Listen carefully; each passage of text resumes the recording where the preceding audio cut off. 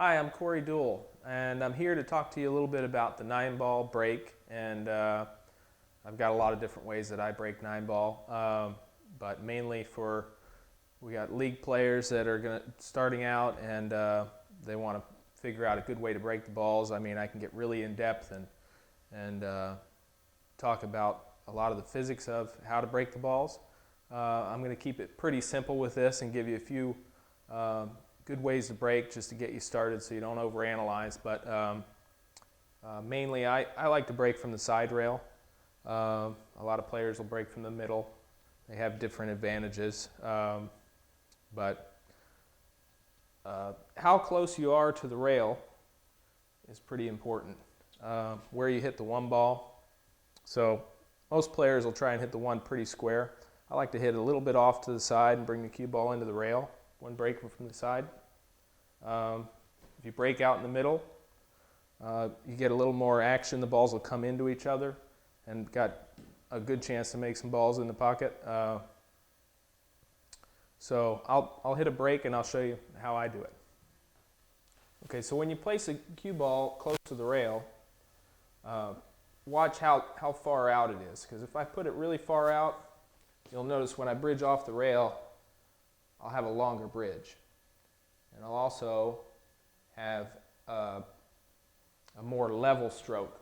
So if I put the cue ball closer to the rail and I hit the same spot on the cue ball, I'm hitting more down on it. So you have more of a chance for the cue ball to jump a little bit, which some players like to do that. If they hit it straight on, they get the cue ball to hop a little bit with some follow, a little bit of follow, and then they drive the tip down into the cloth. So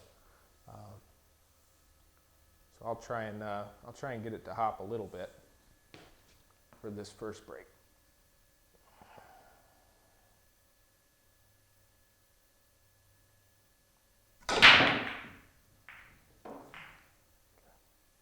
So you'll notice the cue ball hopped a little bit. I made a ball back here.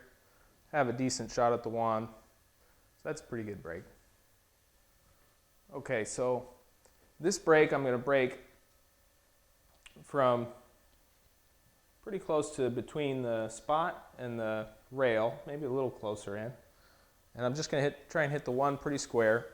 And a lot of players will, if this side rail break's not working, a lot of players will move in to the middle a little bit. You'll see Shane Van Boning and some of the top players, they'll break from here because the 1 gets a good chance to go back to the corner pocket. And a lot of times you'll get good shots. But I prefer this break, but if it's not working, sometimes I'll move into the middle. You'll see me change it around a little bit. And I'll try and hit this one.